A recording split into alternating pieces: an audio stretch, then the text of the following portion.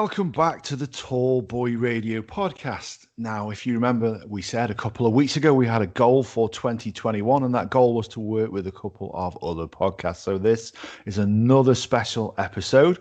We are joined by the Scottish Alchemists, who have a podcast about gin, and we're going to be talking about gin of all things and a few other things beside, and tasting a few different gins as well, one that's local to us and one that they've been kind enough to send to us. So shall we introduce the regular guys first? Do you want to go first, Gaza? Yeah, hi guys. It's great to be back on the podcast again. Obviously, looking forward to this. Great to work with other podcasters. Really looking forward to where this episode goes and just exploring their thoughts. So yeah, all good. Looking forward to it. Good man, good man. Andy? Hi. Looking forward to this one. I don't drink gin, so we're going to have an interesting episode for me, I think. Learn how to have a proper drink. Well, funnily enough, I think this is how we first came into contact, actually, because you guys responded to when we had Dave on from Double Trouble Drinks, and he was talking about his gin, and Andy committed a cardinal sin by putting Vimto in here. So who wants to take a shot at him first? I'll go first.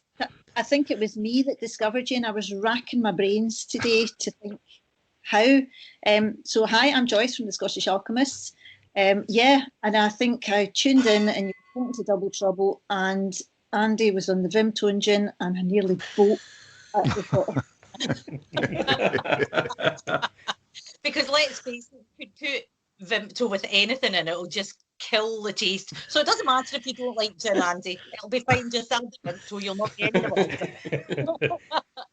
It was a well thought out publicity stunt. That's all I'm going to say. Well, I'm Carol from the Scottish Alchemists, and I'm just going to back this up by saying we've never drunk gin with anything other than tonic. So we've never drunk it with water, we've never drunk it with lemonade, we've never drunk it with anything. But Vimto is something that will be added to our list now. 100%. I'm not sure we can recommend that, if I'm really honest. Vimto with water is bad enough. Great stuff. So which gin do we want to lead with first? We've got a couple of gins. So you sent us a gin called, is it Marylebone gin, which I notice actually features on the front of your book for the perceptive amongst us, which we'll get to talking about later. If you look in the background, I'm sure there's a bottle of that in the window there. And we sent one called Bottom Knocker up to you guys. Yes, indeed. I've got the bottom knocker here. There you go. I've got the distilled bottom knocker. That's what it looks like when she sends it to us. So. Yeah. Any old bottle will do. That's it, absolutely. So should we start with the bottom knocker first then? Yeah. I'll hold that one up to the camera there as well, just for those who are watching on YouTube, those few that do. So bottom knocker is made by a place called Moreland Pottery locally. So we're not too far from Stoke here, are we, Gaz? Andy's a little bit further away in Stockport. But yeah, Stoke is famous obviously for its pottery. Isn't it, Gaza? Yeah, absolutely. It's sort of one of the, I suppose, the industry that sort of put Stoke on the map. So pottery, it was quite a big mining community, sort of again back in the day. But really, when you look at Dalton and Spode, there's lots of sort of very, very, very famous sort of pottery companies in and around Stoke. So yeah, that's sort of what put it on the map, I suppose. And we've been sort of living on the back of that sort of infamy for a while, haven't we? That's probably one of the only things that Stoke's famous for, really. Unfortunately, nowadays, that's what people think of. So that and football violence. But yeah. So yeah. Does anyone know what a bottom knocker is then? Yes, I do. I'm the SWAT. All right. So right. Yeah, that's it. You've looked it up. Your background knowledge. Or the liberal-minded one of us, I'm not sure. Yeah. No, only because I research all the facts about gins. I like to tell the story about them, whereas Joyce and Jenny just like to drink it. Joyce says, if you want to know anything about the gin, Google it. Yeah, absolutely. So my business is adult learning, and I'm very much about find your own way through. And do you know what? We can all find a way to learn from ourselves. So I hate for anybody to tell me the story or tell me what's in it, because I really like to guess. So that's where we all compliment each other, because Carol, if I need to know something, I just go to Carol. It's easy. Well, we won't. So bottom knocker, it's to do with obviously the pottery industry, and whenever you fire pots and things, you have to protect some of the pottery from the smoke and things. So they have a sagger, is it a sagger maker who makes a kind of box for it, and that's the most skilled bit. And then they get some it used to be a wee laddie, and who would make the bottom from it. So he was the bottom knocker. He was.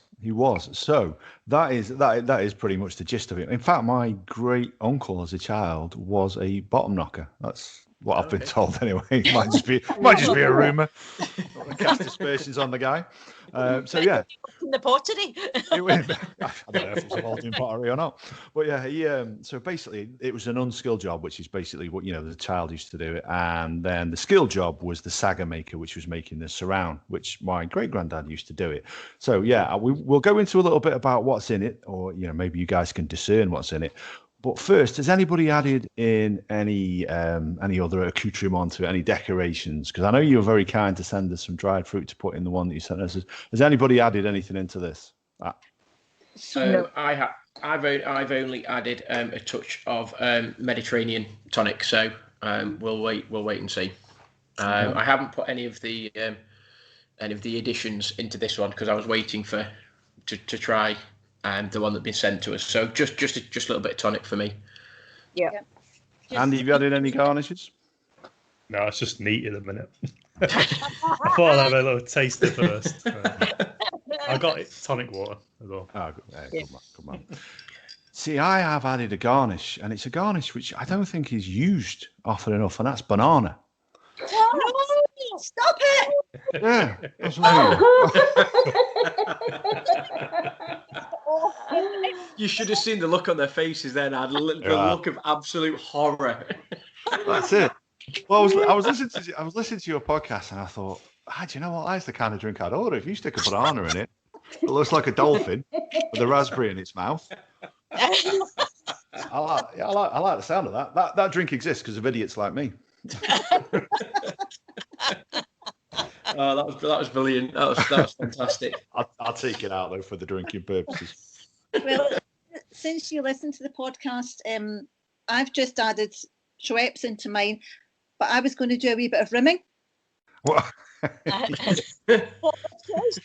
Well, for a bottom knocker, I suppose it's important. I thought it was appropriate, and so I was going to rim it with iron brew and oat cakes. Yes. Yes. Unfortunately, fell down in the oat cakes, no oat cakes, and my husband balked at the idea of me using a whole can of iron brew just to dip it in. So, now that's something that we can arrange as oatcakes. We can send you up some oatcakes if you've never tried them. We'll send some Staffordshire oatcakes up to you guys. That's fine. Well, that's it. Well, I lived in England for 28 years, and my husband went to Crewe and Alsager College. Okay. Right. So I've actually been to Alsager, but I mean, we live in oatcakes in Scotland, and I can't believe I've got none in the house. I'm absolutely mortified. I ate all mine on Sunday, so I don't have any to do with either. And what's the difference between Staffordshire oatcakes and Scottish oatcakes? It's very different. A Staffordshire oatcake is more like a savoury sort of firm pancake, isn't it? Something like that. Yeah. I suppose it's quite a flat. I suppose to look at it, it would be quite a large sort of flat pancake, really. But it's quite savoury, I suppose. And you would get traditional sort of breakfast oatcakes, which you would have your bacon or your sausage or your mushrooms or your egg, and you have any combination of those that can be filled with it. But again, I suppose Stoke and Staffordshire is well known for their oatcake. So yeah, quite different actually. And I know lots of other sort of places in the UK will say, we have oatcakes, but we call them various other things, stotties and various other things. So, but yeah, the Staffordshire oatcake is, I suppose, quite unique, really. Yeah, because ours are more like biscuits. Yeah. Like a crispy biscuit. Yeah. Oh, right. Okay. We can get rough and smooth as well. Rough and smooth, coarse. A whole variety of oatcakes. Okay. Yeah. Well, the Staffordshire oatcake, which Gaz tells us about, it's synonymous with this area. It's actually synonymous to Stoke-on-Trent as well. So it's, you probably will have had it if you've been to Alsage. There's a very famous place called Barry's Pantry, is it? Or Barry's Oatcakes? Barry's Pantry, yeah. He's won various awards for his. He puts a secret family ingredient in that sort of apparently, every sort of Staffordshire oatcake producer will claim to have a secret family recipe that they add various sort of ingredients into. But Barry in Alsage, he's won various awards for his and stuff. So he's sort of quite famous sort of locally in terms of his oatcakes. So, and they are fantastic, by the way. They're great. So next level stuff. Absolutely. So what do we think of this gin then? Who wants to go first? What do you think it's flavoured with? So when you taste gin, what we would recommend is that you would taste it neat, first of all. So take a tiny wee bit in your lips to taste it neat, because the flavour profile changes whenever you dilute it. So that's a wee swig from the bottle, wet your lips. Or I shall do that now. I literally put my finger in and rub it on my lips. I don't actually put it in my mouth for the first one. Okay. I just rub it on my lips. Yeah, that's because you're a Woos, Joyce. I know, yeah. Well, wait for everybody else to try first, and then you see that actually does taste slightly different. It does, and I think it's quite, when you smell it, it's quite sweet. It is.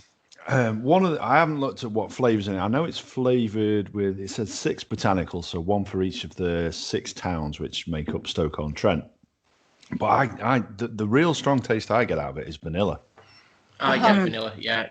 100% you get vanilla, yeah. Yeah, I get that in my mouth, but see, when I put it on my lips, first of all, I felt it was a real strong whiskey taste. It was oaky. But the oak, yeah. And it was like Tobermory gin on the lips. It's matured in the oak barrels, isn't it? It is. It's matured in oak, and the reason for that is the bottom knocker used an oak hammer, so that's why it's matured in oak, to give it that oaky flavour. That's the only flavour that I know that's in it. But I can taste the vanilla and I can taste the oak as well, because I do like a good whiskey. It's definitely, I can definitely taste the vanilla. That was what, and my wife, who drinks more gin than I do, she had a little taste, and she said 100% vanilla. That was the first thing that she picked up on straight away. She said vanilla. So we tend to find that it's got about 3 tastes. So it'll have one in the lips, and then it'll have one in your mouth, and then you might get a third one when you swallow. There you go. Or you can just take a big slug and see what you think. Yeah. That's what Andy's doing. Joyce tastes more than us. Jenny and I can taste it, maybe discern a few different flavours, whereas Joyce can she can actually get right down into the nitty gritty. But yeah, we're gluggers. Yeah. The other flavour in it as well, I read, was the oats as well as the oak. So there's flavour that's. Yeah, so it's got the oats in it. I think the oats are obviously then removed, but just to give it that bit of a flavour, because the original one they did was an oat cake gin, so it was supposed to taste sort of oaty. I couldn't pick out the oats, and I can't really pick it out in this, if I'm really honest. No. I read how they actually made it, and I think what they do is, one of the processes is they macerate the oats for 3 days, so they have their 96% ethanol macerated in the oats for 3 days, and then they distill it. So I tell you what, you guys do your research, don't you? Well, she does. That just washes over. Right? That just goes over. Yeah, I do. And obviously after that, so they're infusing it with these 6 botanicals. Sometimes the vapour goes through a basket containing the botanicals, but obviously for a gin, the main botanical has to be juniper. And the fact that it's infused with oak and a touch of vanilla makes me think that it obviously can't be classed as a London dry gin, because a London dry gin, you can't add anything to flavour it after distillation. Yeah. Right. So that's what a London. That was one of my questions actually. What is a London dry gin? Because I spotted that on the bottle of the one that you sent to us. Yeah. Yep. Wow. There you go. There you Okay, go. so being educated as well. Not only are we tasting gin, we're being educated at the same time. I love it. It's brilliant. That was inevitable, wasn't it, really, Gaz? Yeah, absolutely. Absolutely. First point of education, never use a banana in a gin. And then you can all Carol's sporty stuff as well. Yeah, well, I can't taste a banana if that's any consolation. It's probably a good thing. A third taste on the swallow. Is anybody getting anything on the swallow? Something different? I can pick up at the back of my throat a citrusy taste, actually. That's what I get, a citrusy orange on the swallow. You know what I get? I get a wee bit of a sherbety taste. It is a sweet one, actually, because I'll be honest, when I separated it out of the bottle, I dropped it off with Andy, and I said, I've got to be honest, dude, it does not smell pleasant, but it actually tastes okay. Yeah, see, that's interesting, because I can't pick up the citrus at all, really. And I must admit, the vanilla, 100%. I can pick that up straight away, but the citrus, no, not at all, really. And Gary, you've got Mediterranean tonic in yours, haven't you? I have, yes, yeah. That might be. So different tonics can kill different tastes, and we are very much on the Schweppes corner, whereas a lot of people don't like Schweppes because of the kind of artificial quinine and sweeteners and things in it. They prefer Fever Tree or some of these, but for us, we like the taste of quinine and we like Schweppes. Yeah. Right. Yeah. Because it is the Fever Tree one, that I've got. So London Essence. Yeah, that's one I've picked up. London Essence. It's not one I'd seen before, actually. I've not one I've tried before, but it is pretty pleasant. I'll say that for it. They're nice. They are nice. The London Essence. Yeah. And this thing is put Vimto in it, Andy. Funnily enough. Vimto and tonic. Yeah, forget the gin, just do Vimto and tonic. There you go, man. But we do say, Gary, that there is no right and wrong because it is very palate dependent. So it does depend on your exposure to different foods and different tastes. So that sometimes we picked up a gin and have said, oh, it's got, I don't know, grains of paradise. Well, I don't know what a grain of paradise is, so I wouldn't know if I could recognise it. So there is no right or wrong. Everybody tastes it differently. So we wouldn't tell you, you need to taste this. This is what it tastes like. It's up to you. Yeah. Yeah, but you would say don't put Vimto in it. Everybody would say that. I think what we would say is if you're going to put Vimto in a drink, just get the cheapest alcohol you can, because you don't need these subtle tastes. Yeah, absolutely. Like the old Mad Dog 2020 back in the day. So you obviously, like we said at the start, you first picked up on that through the Vimto, because we had David on from Double Trouble Drinks, and you tried their gin, haven't you? And actually said it was a really good one. It's lovely. It's very so I ordered a wee sample to start with, and I found it very, very like Brockman's, which is a superb gin, but Double Trouble's obviously not as expensive, and I felt it was just as good. So then one day Jenny came through to visit me where I live in Scotland, and there's one bar in Peebles which is a darts bar, and they had it and we tried it there. It's a lovely gin. It's a lovely gin. I got a bottle for my Christmas, so yes, I've purchased a bottle as well. So and I think what they're doing is absolutely amazing. And I know they're talking about making a beer now. I don't know if is it a lager or whatever for the darts audience, which they are just going to go from strength to strength with that. Oh, definitely, They're going to do different beers, aren't they? So they're going to do like a beer club. So I think it's going to be, because they actually added it to their website, so we know the prices. I think it's going to be $19.99 for 6 bottles every 2 months is what they're looking at doing, and that's really reasonably priced. And then doing a different beer every 2 months to try, which will be interesting. Yeah, I just think it's great. But they've also got a couple of gins coming out as well. They're launching in the very, very soon. They're launching a pink gin. So they're doing tasters at the moment. So if you order a bottle at the minute, you'll get a taster of the pink gin. And I've got to tell you, it's really good. Rather than it being sort of a strawberry or anything like that, it's rhubarb flavoured. Now, I've tried the Edinburgh gin, the rhubarb and ginger. So I'm a big fan of that one. But I prefer this because it doesn't have the ginger in it. And it honestly, really, really tasty. Yeah. Oh, that's interesting. We'll need to get onto them. Get a wee sample for the girls.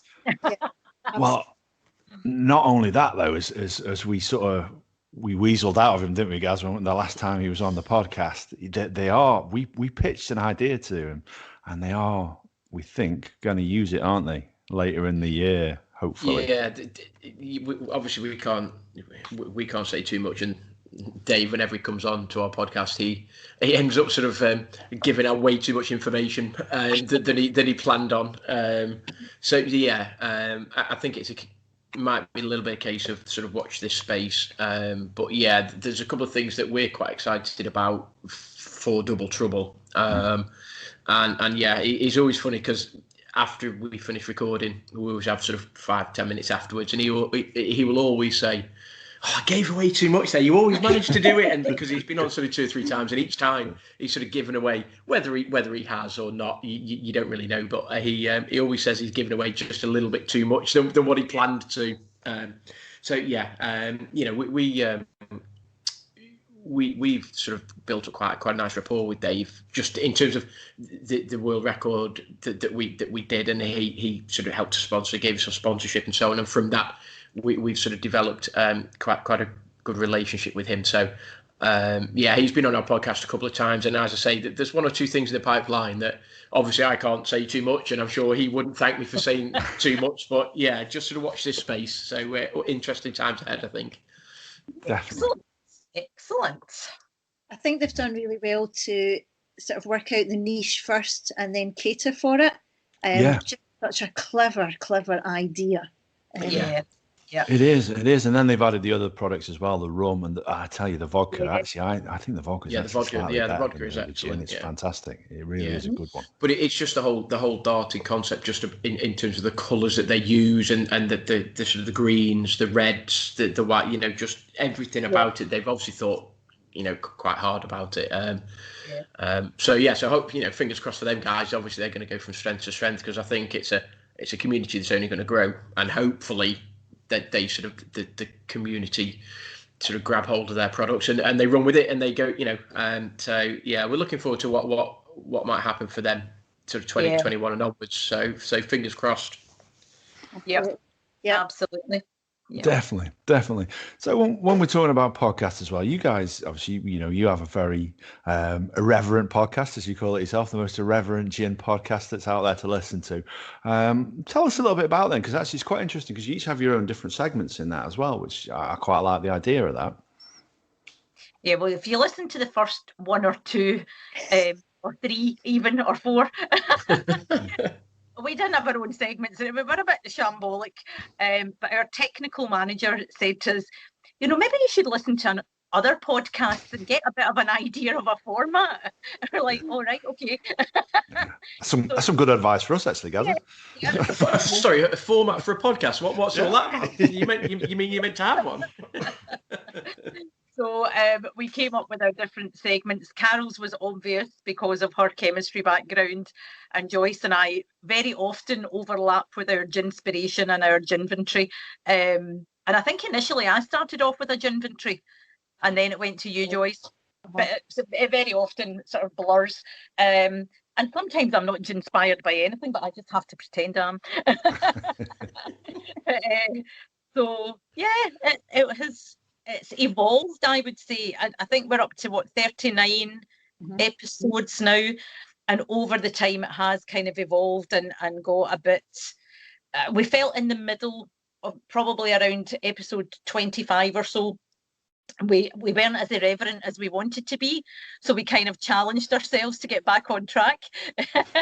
And then we started just letting loose a bit more.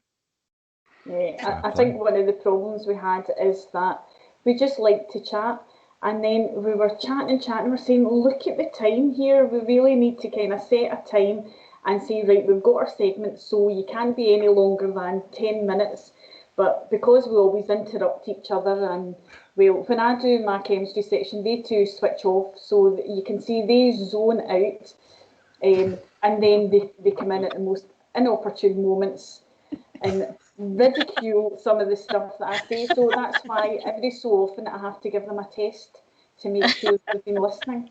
There's no test tonight, is there? I was going to say, is that for later in the podcast? We'll have to start doing that just for Andy. We'll have to make sure he's awake. Just say, right, Andy, so here's your tester. Come on. I don't know. I had a big glass of gin a minute ago. I think I poured a bit too much. Andy, the secret is just always have a pencil in your hand and it looks as if you're taking notes. Yeah. The problem that we have, though, is that Adam generally, when we do the podcast, Adam is the main, I suppose, note taker for the podcast. I will make, if I'm hosting, I will obviously make some in terms of, right, okay, we're going to start here and I want to mention this and then I want to get to that point. Whereas I think Andy's just a bit like, he's probably the least note taker out of the three of us, I suspect. But it's Adam, all up here, that's why. That's absolutely. I don't need to write down. But it's funny because Adam will make, I would suggest, a page of A4 notes, a couple of pages of A4 notes sometimes. And you can guarantee that by the time he's got to bullet point number 2, we've taken a left turn and we're actually talking about something like all.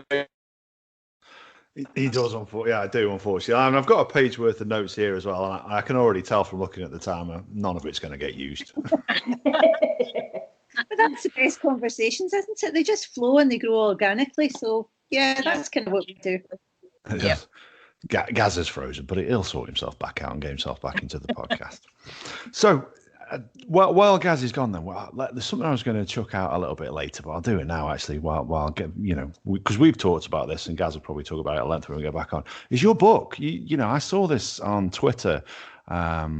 I think just before Christmas. I'm not gonna lie, I was impressed with that. That level of organisation. So tell me about it. Tell me about the level of work that went into this, then, because it's something we've talked about doing, maybe. Well, over to our author Joyce, who has got experience in publishing her own books. So, really? Yeah, I self-published. That's number 10. Really? Wow. And just coming up to Christmas, we were kind of kicking around ideas, and well, it must have been November, and we kind of thought, well, should we do a book? And I said, we could do a book. We've all got our own categories, and we ask questions every week. Let's make it a quiz book. And I basically gave the girls a date and said, go back through the podcasts, give me, I think, was it 30 questions each? Give me 30 questions each. Yeah. I'll format it, wang it together. We'll get it out before the end of November. And we did. It's dead easy to self-publish once you know how. So, yeah, we turned it around in about 2 weeks, didn't we? And then the next thing we knew, so we priced it, put it up on Amazon, sold over Christmas, sold quite a lot, actually. And we've decided, we took it down after Christmas, but I'm going to hit the button again for sale because we're going to put it back up for Mother's Day. So all you kids out there with mums that like gin, get it on Amazon. Yeah, that's a good idea. That is a great idea. So did you self-publish through Amazon then? Yeah, it's dead easy. Yeah. Oh, there you go. I've done all mine through Amazon, so it's really easy. Because we were inspired by that as well, weren't we, Andy? We've hatched our own plans a little longer than 2 weeks to get it to where we are, which is virtually nowhere. but we've started putting together our own cookbook, haven't we? Oh, fantastic! We've got to learn to cook first, and then there's that, yeah. And then write it down. You could do your cookbook like the gin pancakes that I made today. So you get flour, you get eggs and sugar and gin, and then you throw the flour, the eggs, and the sugar in the bin and just drink the gin. That would make the cut, actually.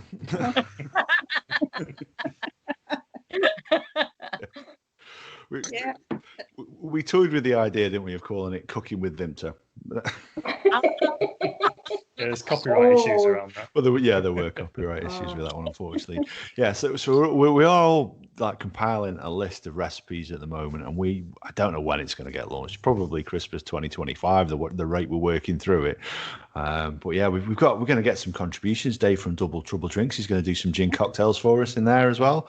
Our pals in Oklahoma, Tiddy and Shana, are going to do some Oklahoma barbecue for us. And Gaz's daughter is putting something together based around Gaz's famous catchphrase, isn't she? She is. So one of my sort of famous catchphrases on the podcast is "What the fudge."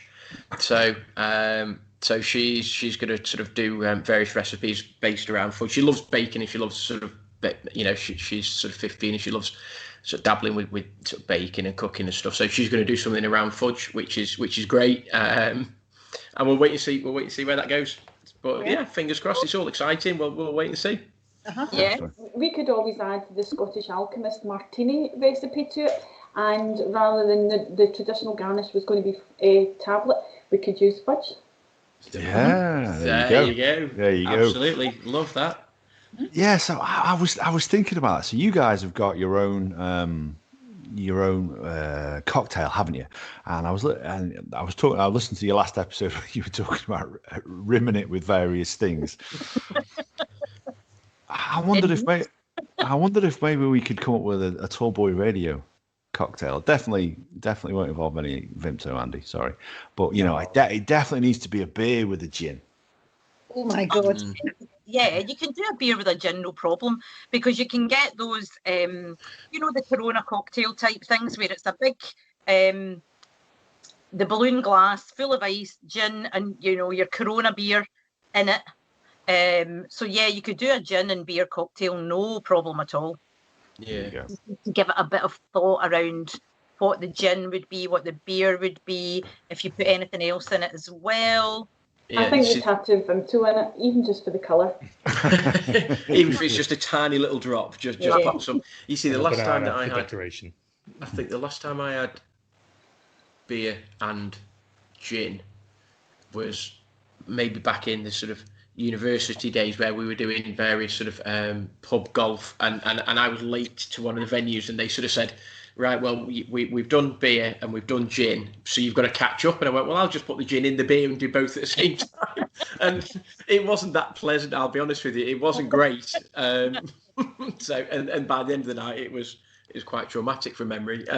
But yes, I think that's probably the last time I actually put gin and beer together. But I'm sure there's a combination out there that would go and work. I'm sure. Yeah. Jenny's a cocktail queen. She would make one up for you. Yeah. There you go. I'll work on it. That's it. We can. That's another one to the book where we don't have to do. There you go. See, that's page 2 done anyway. Then. Yeah. I take my research very seriously. Probably not Corona though. I think 2020, 2021. We've had enough of Corona. Yeah, definitely not. Ugh. So, do we want to try this other gin then that you kindly supplied us with? Yes, do you want to tell us a little bit about that? Yeah. So Marylebone gin. So it's got a long history.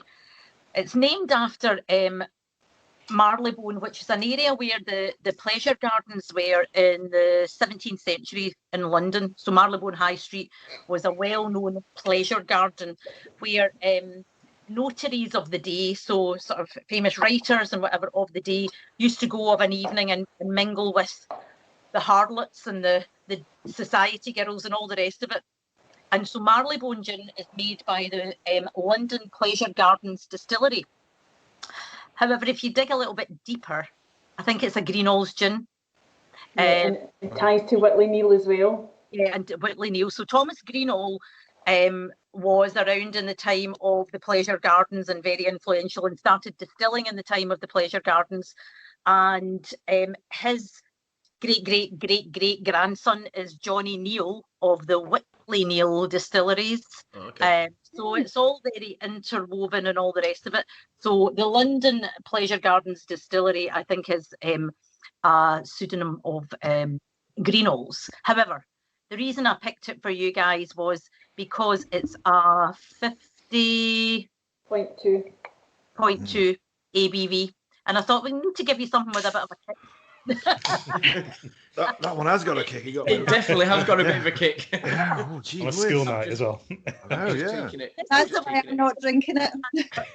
I'm glad it's half term. Yeah. All sorts on this gin. That does pack a punch when you take that one out of the tonic, I tell you.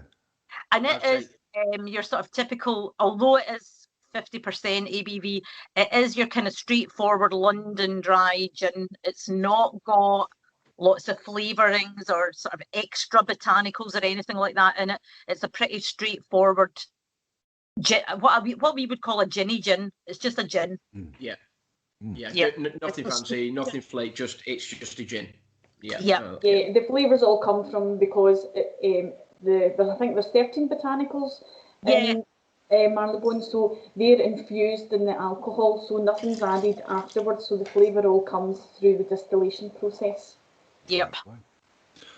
And I've added the garnishes there. I don't know if you can see there if you're watching on YouTube. That you were kind enough to send us some pink grapefruit, some regular grapefruit, and some limes. And you can see I've got it out of my double trouble gin glass there. Lovely. We have.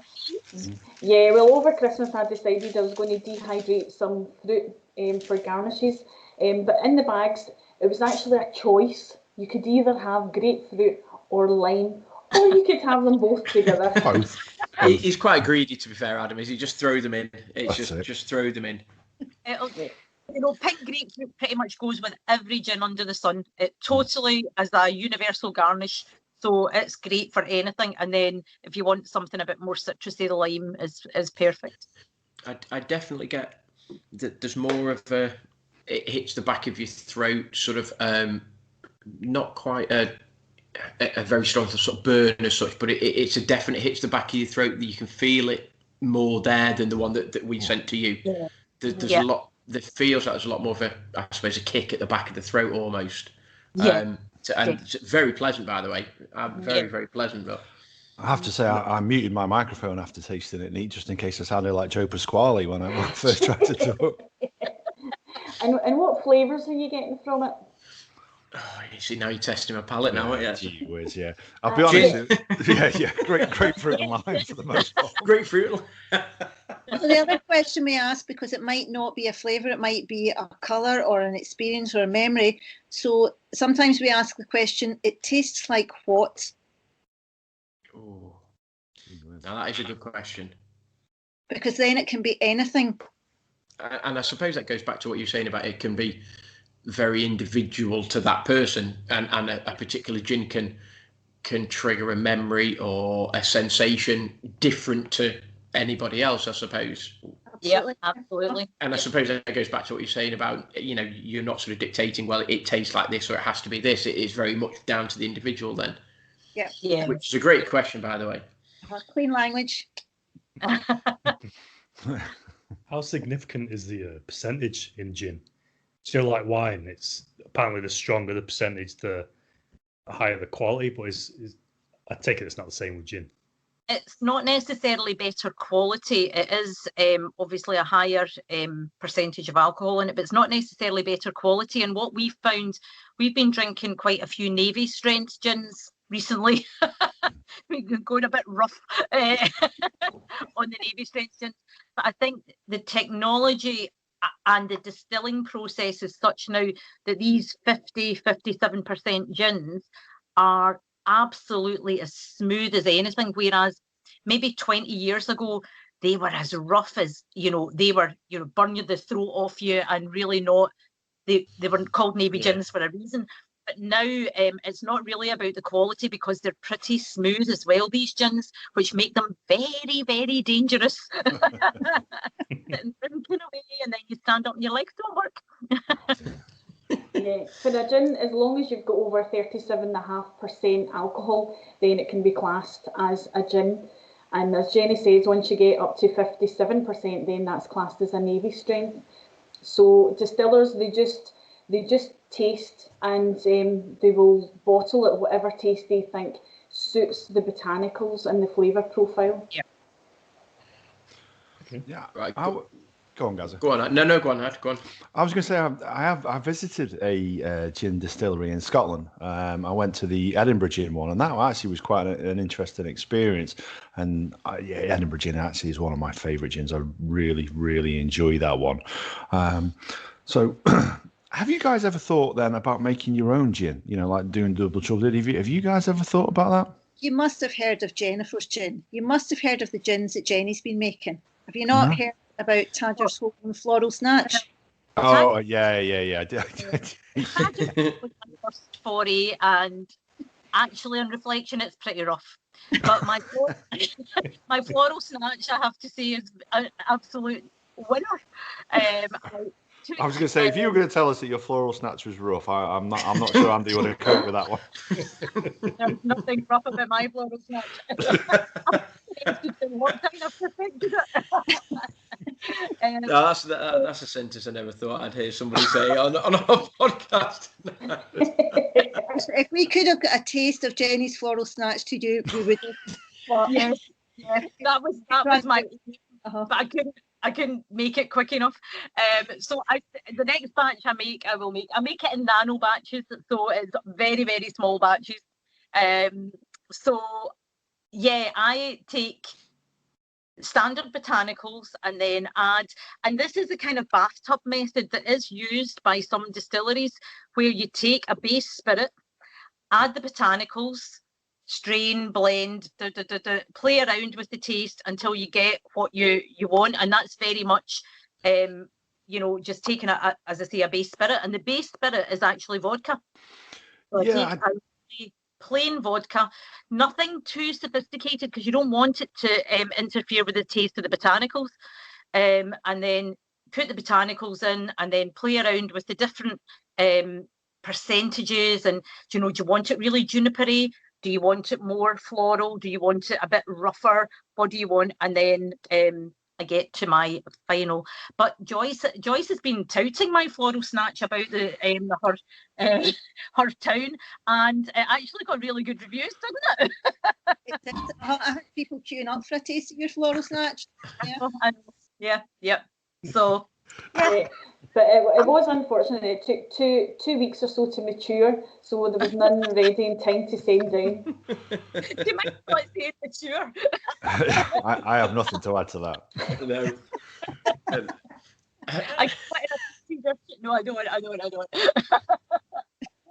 So, you see, I'm getting back to the Marylebone.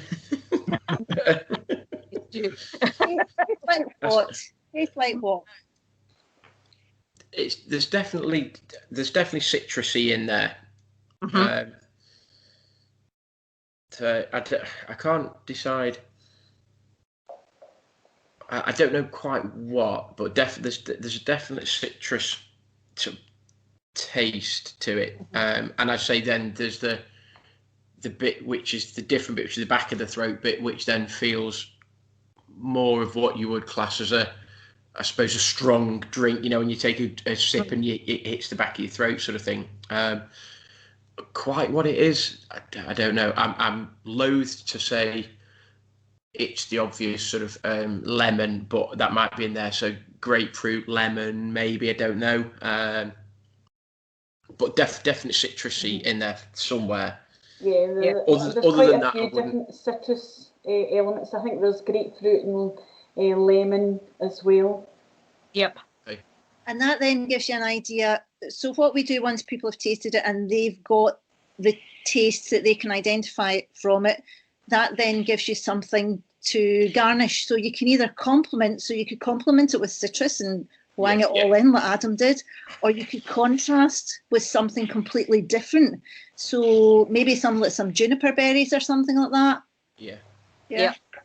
As soon as you can identify something that you recognise, you can then say, okay, I'm going to stick in this or this, complement or contrast. Or a banana. Or a banana. So maybe gin with banana and Vimto, maybe that's something. So there's a bit of Andy and there's a bit of Adam, mate. It's a dangerous mix, that one. Well, there is a Glasgow gin that I think tastes a wee bit of foam bananas. Gilt gin, they make a vodka as well. Yeah.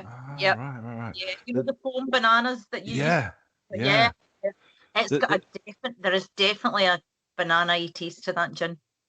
There's a beer actually that we've tried called Mongozo. It's a Belgian one, and they do a banana flavored beer, and that doesn't taste the bananas, but it does taste of those foam banana sweets. I love it. These guys hate it and lambast me for drinking it. Hate the stuff. Yeah, hate it. I don't know why anyway. Don't even know why it's a drink, but that's a whole different podcast. So then, what have you guys got planned then for your podcast? Obviously, we've had to alter a lot of our plans with lockdown being extended a little bit longer than we would have liked. What have you got planned? You're gonna because you guys do gin events as well, don't you? Am I right in saying, or did do before We're all forced to stay in our homes. Yeah. So we've got a stock of gin sitting here that we had bought for a client where we were due to go and do an event in November, December time. So we're hoping to pick up the threads of that once lockdown lifts sufficiently to let us get back out there, because what we've been talking about here is basically what we do in our gin events. We give people a range of gins to taste. We give them a range of garnishes to work with. So the two extremes, the complement and contrast, we let them play about themselves, because as Joyce says, we don't dictate anything. We don't tell them what they're going to taste. And they're great fun. So we're hoping that we'll be able to pick that up again. At the moment, what we've done with the podcast since Christmas is we're only doing select dates. So we've stopped recording it every week. We did a Burns special and a Valentine's special. And we'll see where we go next. And that's just to keep it fresh and so that we don't get bored with it. And yeah, we'll just see where we go next with it. But as Joyce said, the book will be relaunched for Mother's Day and Easter time, and we'll see when lockdown lifts where our attentions go to then. The other thing is we did do an online gin tasting. Actually, we did an online gin tasting before anybody else had done it. And we actually didn't particularly enjoy it. It wasn't that much fun for us, whereas our face-to-face events we really enjoy. And although the people on it said it was great and they enjoyed it and they were ready to do another one anytime, we just felt it wasn't for us. Yeah. Yeah, it was just a bit flat, and we only started recording podcasts because obviously during lockdown we couldn't do gin events, and we just got together every week to chat, and then that's why we started recording it and continued from there. Yeah. So excuse my ignorance, are you guys local to each other then, or how far is it between you guys? Well, Jenny and I are local to each other. We're about 5 miles away, but Joyce is maybe about 60 miles from us. I'm just south of Edinburgh, so I'm in the Scottish borders. Okay. So I haven't seen them since about September. August, I don't know, month. September, I think. So how did the podcast in terms of sort of evolve in terms of coming together as a trio then? Were you doing your own separate thing and then you just came across each other, or was there some mutual friends? Are you friends from years ago, or? So we are friends from years ago. And your friend. I'm not your friend. I'm my friend. They're my friends. Jenny and I are sisters. We're sisters. Right. And Carol is my friend, and Joyce keeps following us about. Okay, I didn't know that. Hence why I asked the question, obviously. Yeah, absolutely. And the first thing we did a gin stall at Highland Games in 2018. And we had such fun. We did it the year after again.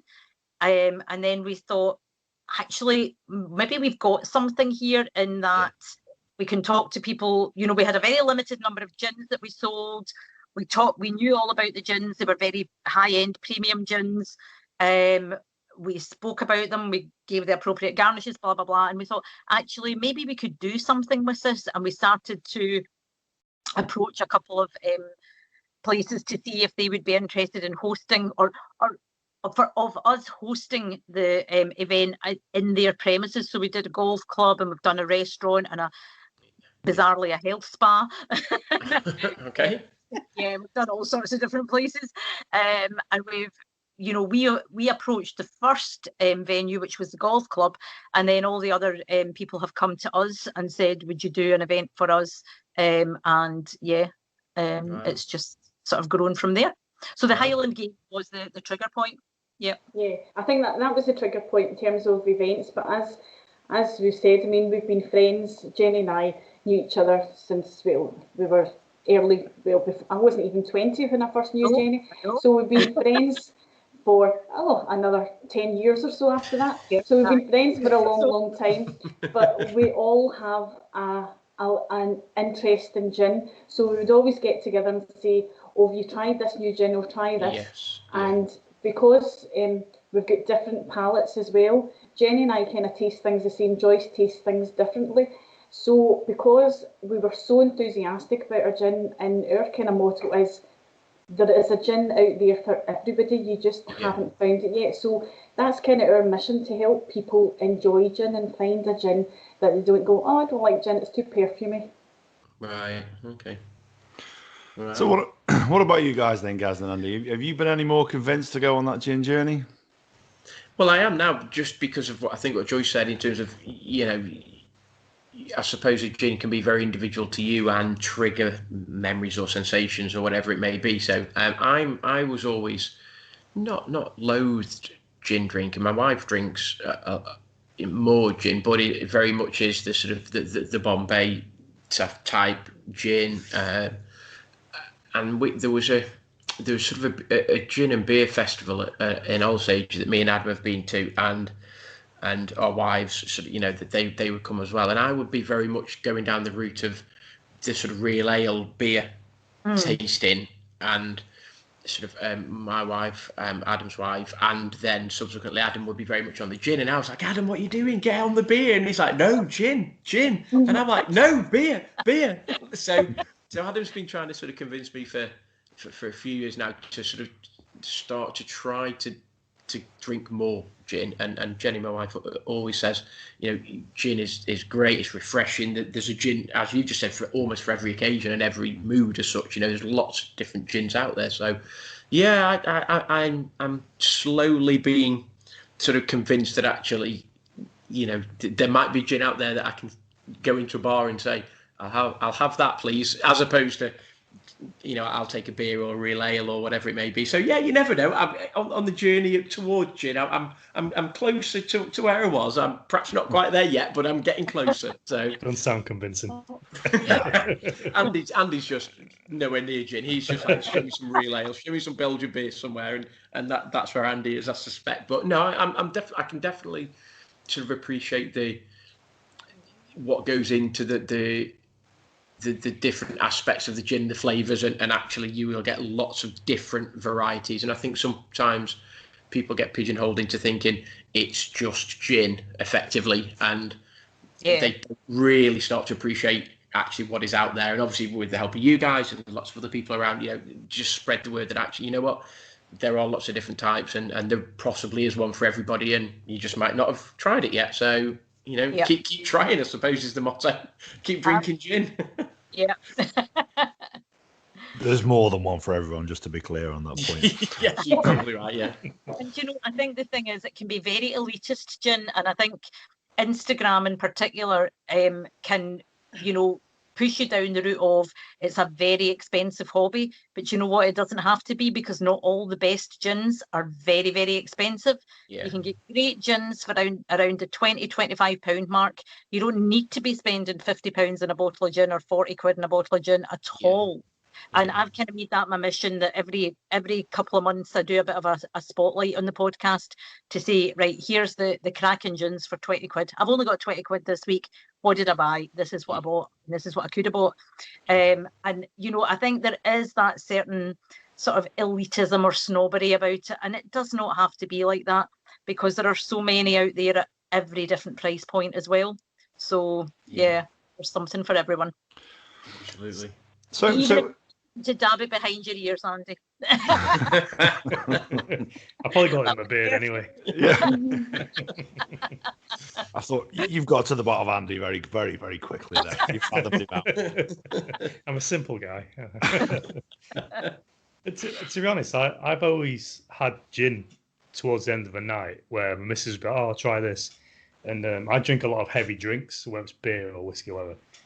And so I've not enjoyed it because I'm probably just far too gone to enjoy it. But like tonight, I've quite enjoyed these ones. I'll read Mrs. Cupboard for now. Yeah. But I quite enjoyed it. Yeah. But that's quite interesting, because at the end of the night, I would probably go for a beer. I would probably go on to IPA or something like that, because I find the quinine is a bit right. I'd swap at the end of the night, and I'd maybe have a nice IPA or something like that. Okay, like that. Yeah. Whiskey and Coke for me. I've tried to stop him putting Coke in it, but he doesn't. I put whiskey and beer as well. Just he does that. Yes, he does do that. Yeah, he does do that. Listen, your path shot to hell. Just give up. It's probably just a little window into his soul, isn't it? It's like, I'll go on the beer, and then when I've had enough beer, I'll just put whiskey in beer. That's. And we know Andy's soul's a deep, dark place. Yeah. So then, irrespective of price, then, what are some of your favourite gins and some of the different ones that you tried? What's your particular favourite? Everybody has a favourite or something. What's your favourite gin? Right, I'll dive in because my favourite is easy. I love Lone Wolf. So from the makers of Brewdog, Andy, Brewdog. So they have a distilling arm which is principally Lone Wolf, but they've also got another couple, Zealot's Heart, and I can't remember the other one. And they make their traditional Lone Wolf is a blue label, and it's beautiful. But their real pièce de résistance, to me anyway, is their cactus and lime gin. And I defy anyone to have that and not love it. And it will be a maximum of £25, but very often you'll get it in Sainsbury's or Tesco for 20 quid. Wow. I'll keep an eye out for that one. Absolute favourite. Yeah. So I don't think I've got a favourite. The girls might say differently, I'm not sure. It kind of changes week by week, but I would say my favourite over the last year, and it was one that was sent to us, was the Cardrona from New Zealand. Oh my God, that was sublime. It was so smooth and gentle and delicate. I loved that. But I do love Lone Wolf, Cactus and Lime. It just goes down far too easily.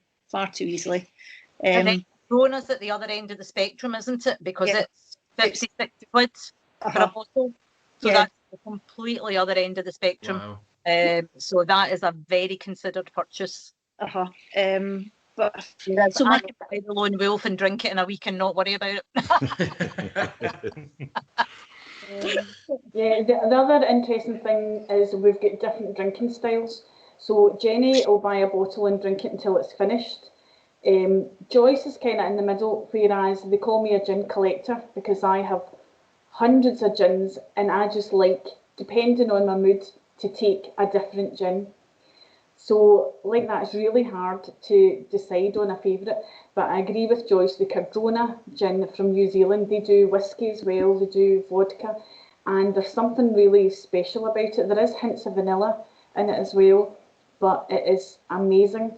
But the other new gin that was just launched towards the end of last year from 137 Gin from Lumber's Bartholomew is their Navy Royal gin.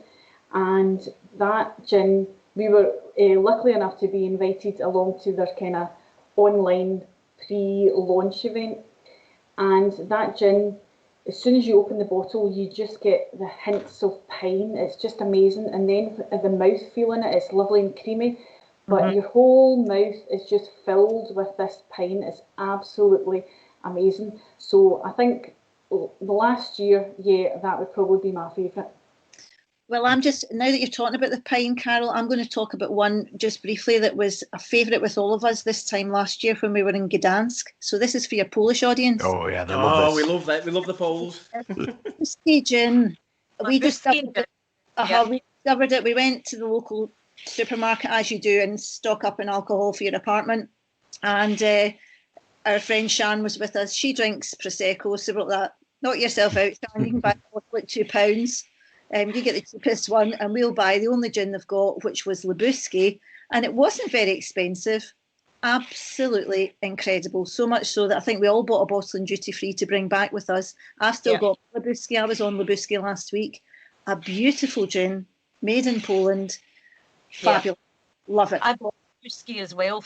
You can get it from some online retailers in the UK, just depending on stock levels. And I bought it once we got back as well because it was so. It was a fabulous gin, very, very similar to the Lone Wolf, the pininess. And I actually bought a bottle of their vodka as well. I was going to say, I've seen their vodka. I've seen that. We've got I manage a shop, and we've got a Polish shop just opposite us, and they've got the Lebowski branding just out over. So yeah, I've tried that. I've been doing I've gone to the Polish supermarket. Oh my goodness! The other thing I'm doing over winter is on a late morning, possibly an early afternoon, I Polish up a coffee. So I make myself a nice hot coffee, and then I put in hazelnut vodka. Very It's just hazelnut syrup. It's But when you put that online, Joyce, people think you're just polishing a coffee. Everything up my coffee. One of my favourite gins that I've tried is one called Death's Door. Have you tried that one? Yeah, is that the? Oh no, I'm saying yeah. That's not the one in the skull, is it? No, it's not. No, it's a regular bottle. It's I think it's an American one, and it is flavoured with fennel, and it's got a lovely sort of deep aniseedy taste to it. Yeah, it's really, really good. And even when you mix it with the tonic water, you can taste it through. Yeah, I've only had that once in Tabac. I don't know, Carol, you'll know where Tabac is in Mitchell Lane. They've got a really good gin selection, and yeah, I've tasted that just the once. It's lovely. Yeah, it is a good one. It is a good one. Gaz, you have something to say? No. It just obviously on our next venture to whether it be a big city or London or whatever, I think we're going to have to take in a couple of sort of gin bars and gin venues. Andy's normally tour guide, so it'll be his job, I think, next time to source out some gin venues for us. Get him on that. I'm sure he'll come good with that. So. Well, he'll certainly have plenty of time to do research because we're not going to be late for a while. I know. It's horrible, isn't it? And this sort of difficult times we're in has put paid to quite a lot of the things that various people want to do and stuff. But everybody has ideas about what they want to do and where they want to go and this, that, and the other. So we've shelved a couple of ideas for our podcast in terms of sort of what we'd like to do. And we said 2021 was going to be quite a busy year for us, but actually it might turn out to be 2022 the way it's going. But we'll wait and see. But yeah, and Andy, that's his next. That's your next task, mate. Is find a decent gin bar for us to go frequent. Just find a Polish shop. There's plenty in Glasgow, plus plenty of good pubs for real ale as well. Oh, there you go. That's all you need to know. We should have been. One of the things that we said we should have been going to, is it Whitburn? So there was a which is, I think, sort of near Edinburgh. Is it near Edinburgh? Yeah. And we weren't staying in there, by the way. It was just that the Disability Darts World Cup was there, so that was where it's been hosted. And we were going to sort of pay a visit up there, but obviously the COVID's put paid to that. So I don't think we were going to stay in Whitburn, but by your faces, it's probably a good job that we didn't. It's put back to September, that one, so we still planning on going, but yes, it won't be May as planned. So slightly later on in the year, so we might give Whitburn a bit of a swerve then, if that's the case. And I've got family that live in Whitburn, but I'm hoping they're not listening to this. But no. Yeah, that's where the venue of the darts is. We'll stay somewhere else. We'll just go somewhere else. It's fine. Absolutely. Plenty of distilleries around there. There's a Lanarkshire kind of massive. There's a group of distilleries in Lanarkshire that have all got together and worked together. So there are plenty. I mean, there's distilleries everywhere. There's 3 distilleries in the tiny wee town that I live in. They're just springing up everywhere. Oh, yeah. Play. I like the sound of that. Definitely. Right, we're round about the hour mark then, which is where we like to wrap things up. Who wants to go first then and say their goodbyes? I think we should let the guests go first. Definitely. Okay, it's been an absolute pleasure. Thank you very much for having us on your show. So it's goodbye from Joyce. It's bye from Jenny. I'll just echo that. Yeah, it's been great to chat to you. I'm fed up speaking to you too, so it's lovely to have some new company. So bye from Carol. I was really polite there, and I just made it bye from Jenny. Thanks, guys. Thank you. Andy? Oh, it's been good. It's good having you on and learning about other alcoholic drinks. I've been love this episode. Love sort of chatting to sort of fellow podcasters. Love sort of trying to learn stuff about new experiences. So look forward to where the gin journey will take me. Hopefully we can sort of chat again at some point down the line, and we'll look to do something. We always have a bit of this thing on Tallboy Radio, trying to do a follow up and sort of see where we're at and revisit various topics. So really look forward to maybe chatting to you guys again, hopefully at some point in the future. So yeah, really enjoyed it. Thanks, guys. And that means we want some more of Floral Snatch. If you can't beat them, join them. Before Adam says his goodbye, we've all got our lab coats on. We don't normally dress like this. We've all got our lab coats on. Oh, I hadn't even picked up on that. Gee whiz, that's the gin for you, isn't it? That's Carol's lab coat on. Oh, there you go. Look at that. Very nice. And I've got an official one on. Oh, dude. We need to get something sorted for Tallboy Radio, don't we? Some not necessarily lab coats. I think that gives us a level of intelligence that we don't possess. But nonetheless, thank you very much for joining us. Exactly like Gaz says, we always try and milk every subject for all it's worth. So we'd love to do something with you guys again in the future. We'd definitely like to try some Floral Snatch, I think. I don't know now. I don't know. Maybe Cadger's Hole, that might be another. Yeah, it might be a different thing. I'm going to get a dig. I'm going to get a dig in the ribs off the wire for saying that one on here. Anyway, I can tell you that much for sure. So until next time, when no doubt we'll have plenty more stuff to talk about. Take care.